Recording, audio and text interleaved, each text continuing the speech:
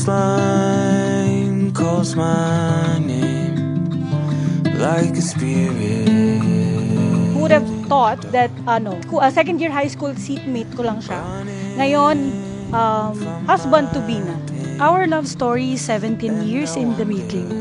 We started as seatmates noong second year high school. Then eventually naging close friends to one of my best friends.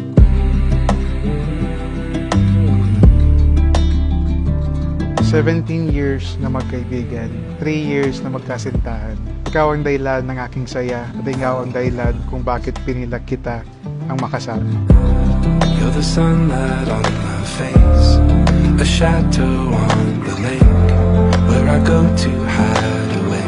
Marriage is very liberative and transformative in nature because marriage is the Paschal mystery of man and woman that then in between Christ liberates us from what we have been undergoing. We are liberated from that darkness into a right kind of life that is actually with the blessings of the Lord.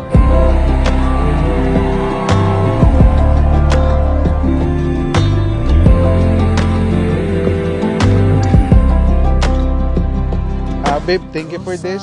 Travel na us. And ito na, tayo ngayon, kasal na. To the man I prayed for, thank you for pursuing me and waiting for me. Ease the pain.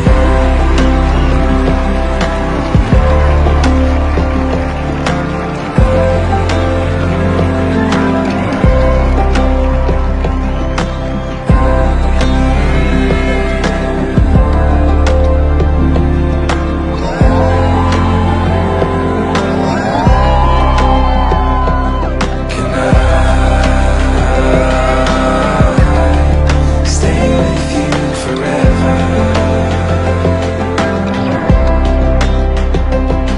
Can I stay with you forever? Forever. Wow! Kasing ganda ko. Ganda! Kasing ganda ko, guys. Siguro. Thank you! I'm ready to give you everything. Kung ano man lang kaya kong gawin. As a symbol of my love to you. So, sana ma-appreciate mo to and see you later.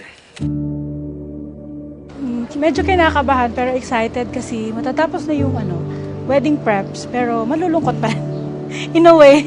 Si Charo, madiskarte, habang pasensya, sobrang bait. Hindi ko kasi, actually, siya yung tipo ng tao na mas iisipin niya ibang tao kaysa siya. And at the same time, yung patience, mahaba. Mas mahaba pa sa akin.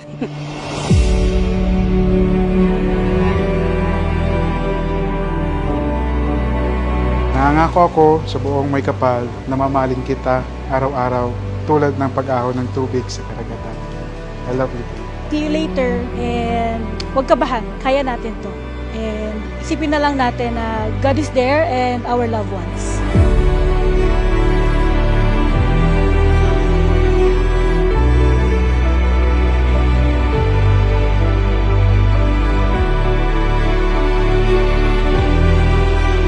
Yun, I can't wait to see you, babe, walking at the altar. Of course, expect mo na, emotional kitang luwa.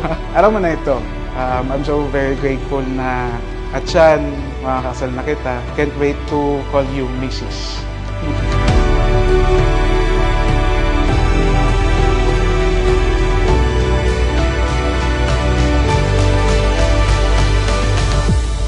I promise to pray with you, to dream with you, to build a family with you, and to encourage you. To my answered prayer, Nico, ito ang aking pangako. Ikaw ang aking dulo, gitna, at simula.